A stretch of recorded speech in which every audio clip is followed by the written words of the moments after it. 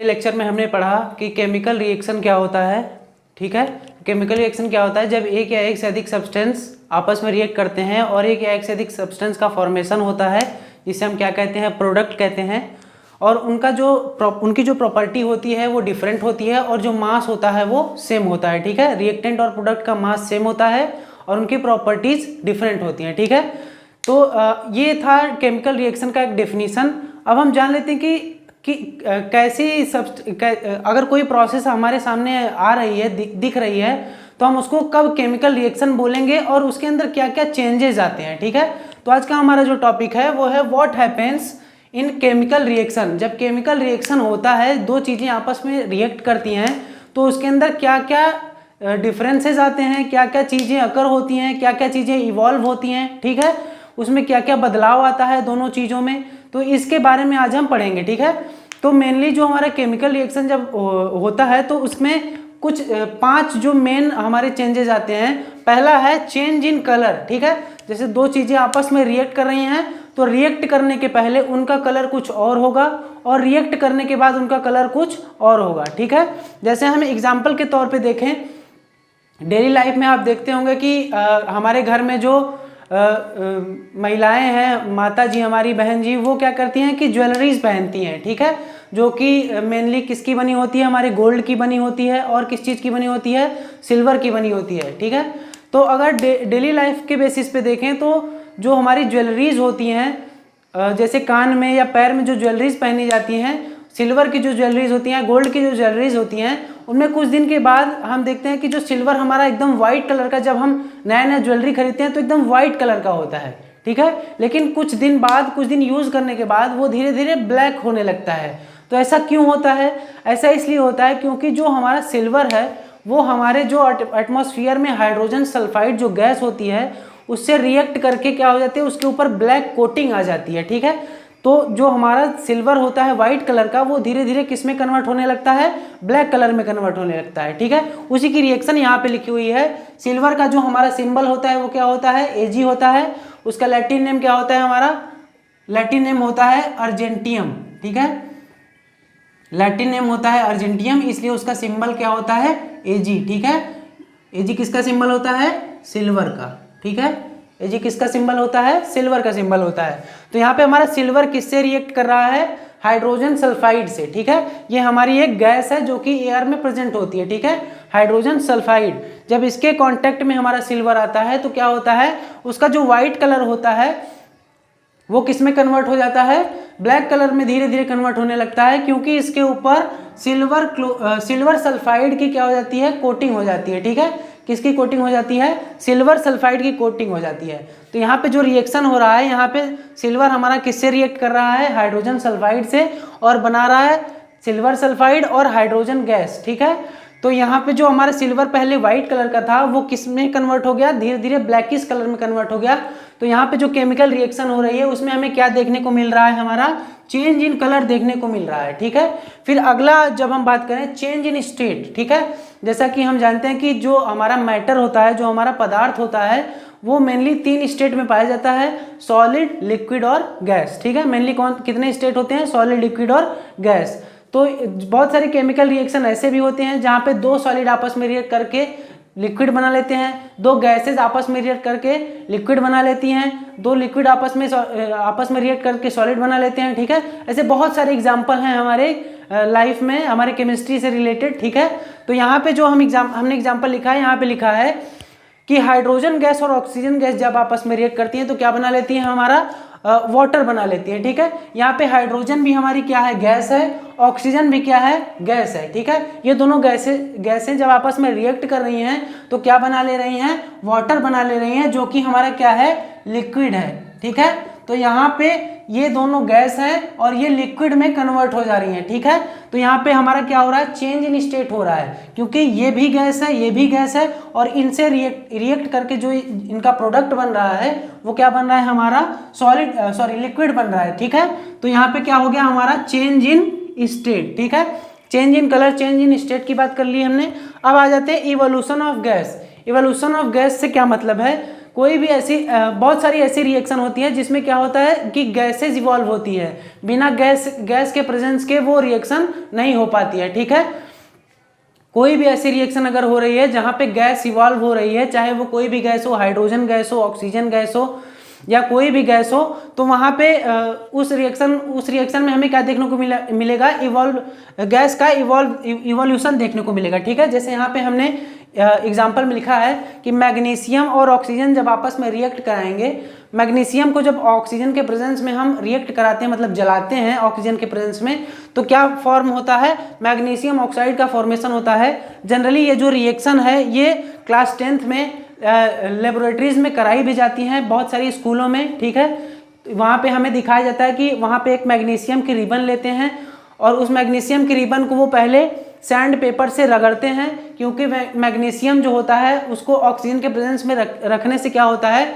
उसके ऊपर ऑक्साइड की कोटिंग हो जाती है। ठीक है, ऑक्साइड की कोटिंग हो जाती है, जिसको हटाने के लिए वो क्या करते हैं, उसको सैंड पेपर से रब करते हैं। उसके बाद ऑक्सीजन के प्रेजेंस में उसको क्या करते हैं, जलाते हैं। जब ऑक्सीजन के प्रेजेंस में मैग्नीशियम रिबन को जलाते हैं तो एक वाइट फ्लेम निकलता है उसमें से। ठीक है, जैसे आप लोगों ने बहुत सारे आयरन की दुकानों पे देखा होगा, जहाँ पे लोहे का काम होता है वहाँ पे वेल्डिंग होता है, तो वेल्डिंग जब करते हैं वो, तो वहाँ पे क्या होता है कि वाइट फ्लेम निकलता है। उसी तरह का वाइट फ्लेम कहाँ निकलता है, मैग्नीशियम को जब हम बर्न करते हैं ऑक्सीजन के प्रेजेंस में। ठीक है, जब मैग्नीशियम को ऑक्सीजन के प्रेजेंस में बर्न करते हैं तो वाइट फ्लेम निकलता है, जिसको हमें नेक्ड आई से नहीं देखना चाहिए, क्योंकि उसकी लाइट की जो इंटेंसिटी होती है वो बहुत ज़्यादा हाई होती है। ठीक है, तो ये जनरली हमें मना किया जाता है।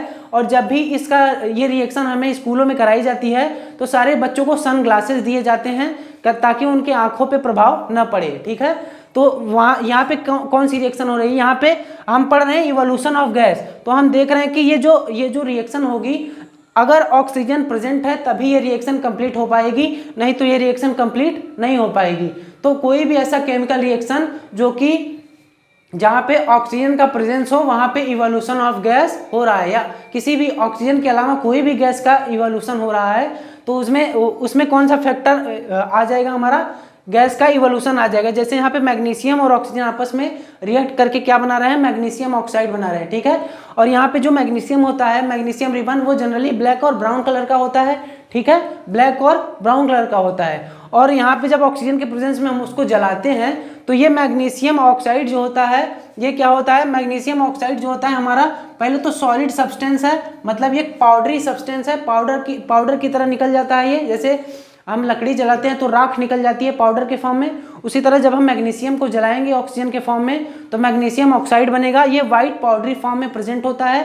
ठीक है, तो यहाँ पे हम देख रहे हैं कि पहले मैग्नीशियम का जो कलर था वो ब्राउन या ब्लैक कलर था, लेकिन बाद में जब हमने इसको जलाया तो इसका कलर किस में कन्वर्ट हो गया, व्हाइट पाउडरी सब्सटेंस में कन्वर्ट हो गया।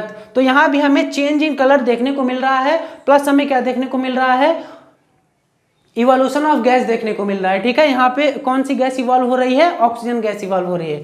तो इसमें हमने देखा इवोल्यूशन ऑफ गैस। ठीक है, तो अब अगला जब हम बात करेंगे तो अगला हमारा टॉपिक है चेंज इन टेम्परेचर। मतलब अगर कोई केमिकल रिएक्शन हो रही है तो बहुत सारी केमिकल रिएक्शन ऐसी भी होती हैं जहाँ पे चेंज इन टेम्परेचर होता है। अब देखिए, जब मैंने आपको केमिकल रिएक्शन पढ़ाया था तो उसमें मैंने बताया था कि जो रिएक्टेंट होता है हमारा और जो प्रोडक्ट होता है उसका मास सेम होता है, लेकिन जब आप हायर क्लासेस में जाएंगे तो आपको पढ़ाया जाएगा कि मास बहुत जगह सेम नहीं होता है, बहुत सारे मास जो है वो एनर्जी में भी कन्वर्ट हो जाता है। खैर ये हायर क्लासेस की बात है, अभी आपको क्लास 10th लेवल पे यही जानना है कि जो केमिकल रिएक्शन होती है उसमें जो प्रोडक्ट हमारा बनता है उसका मास आइडेंटिकल होता है। किसके आइडेंटिकल होता है, रिएक्टेंट के आइडेंटिकल होता है। ठीक है, तो अगला जो हमारा टॉपिक है चेंज इन टेम्परेचर। ठीक है, तो आपने कभी भी आपने घर पे देखा होगा कि पहले, अब तो बहुत सारे तरह के प्लास्टिक पेंट वगैरह आ गए हैं,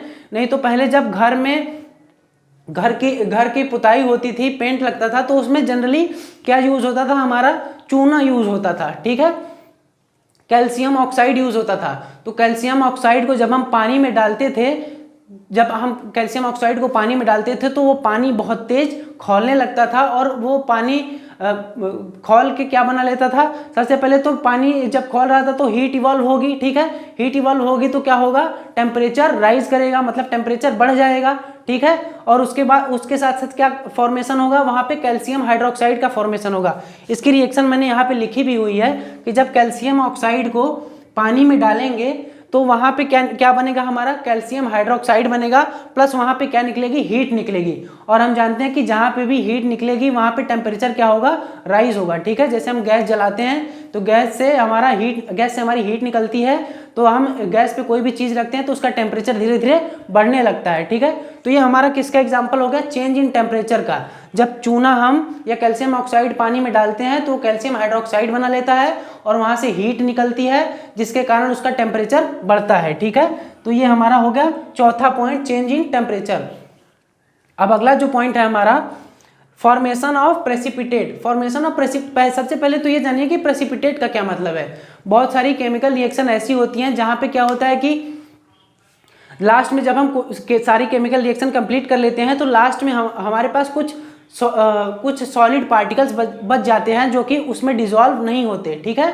तो उसी इनसॉल्युबल सॉलिड को हम क्या कहते हैं, प्रेसिपिटेट कहते हैं, ठीक है। जैसे मान लीजिए हमने क्या किया, हमने 2 टेस्ट ट्यूब लिया, उसमें रिएक्शन हमने कराया, ठीक है, 2 टेस्ट ट्यूब लिया, उसमें हमने रिएक्शन कराया, तो यहाँ पे हमें नीचे कुछ इनसॉल्युबल सॉलिड मिल जाएंगे, मतलब यहाँ पे हमारा लिक्विड भी प्रेजेंट है और यहाँ पे नीचे हमारा एक सॉलिड प्रेजेंट होता है जो कि इस लिक्विड में डिसॉल्व नहीं होता, उसे हम क्या कहते हैं, प्रेसिपिटेट कहते हैं, या शॉर्ट फॉर्म में पीपीटी कहते हैं, ठीक है, शॉर्ट फॉर्म में पीपीटी कहते हैं। बहुत सारे जब हम फाइल वगैरह बनाते हैं लैब में तो उसमें हम शॉर्ट फॉर्म में प्रेसिपिटेट को पीपीटी कहते हैं, ठीक है। इसका भी एग्जांपल मैंने लिखा है, जब हम किसकी रिएक्शन कराते हैं, सिल्वर नाइट्रेट की रिएक्शन कराएंगे, किससे, पोटेशियम क्लोराइड से।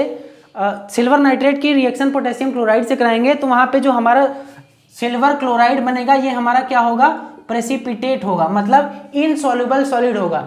इन सब रिएक्शंस के बारे में आगे भी चर्चा करेंगे जब हम पढ़ेंगे टाइप्स ऑफ केमिकल रिएक्शन, ठीक है। अभी आप सिर्फ इतना जाने कि जो प्रेसिपिटेट हमारा होता है वो इनसॉल्युबल सॉलिड होता है जो केमिकल रिएक्शन करने के लास्ट में बच जाता है, ठीक है।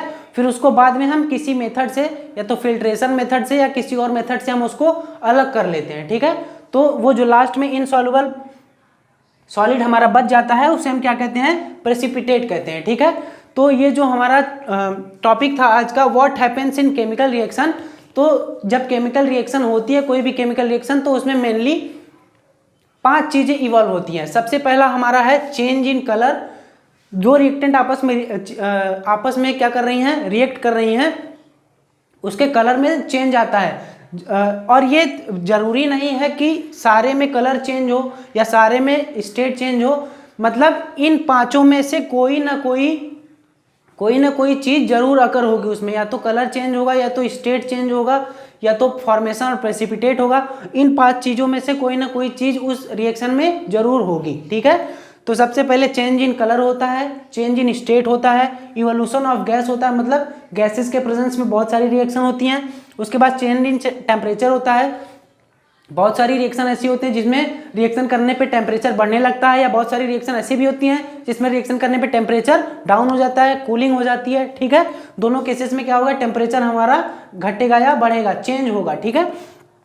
और लास्ट जो हमारा है formation of precipitate. Formation of precipitate में हमने देखा कि क्या होता है, जो बहुत सारी रिएक्शन कराने के बाद हमें लास्ट में इनसॉल्युबल सॉलिड मिल जाता है, जिसे हम बहुत सारी फिजिकल मेथड से, लाइक फिल्ट्रेशन मेथड से अलग कर लेते हैं, ठीक है। Thank you.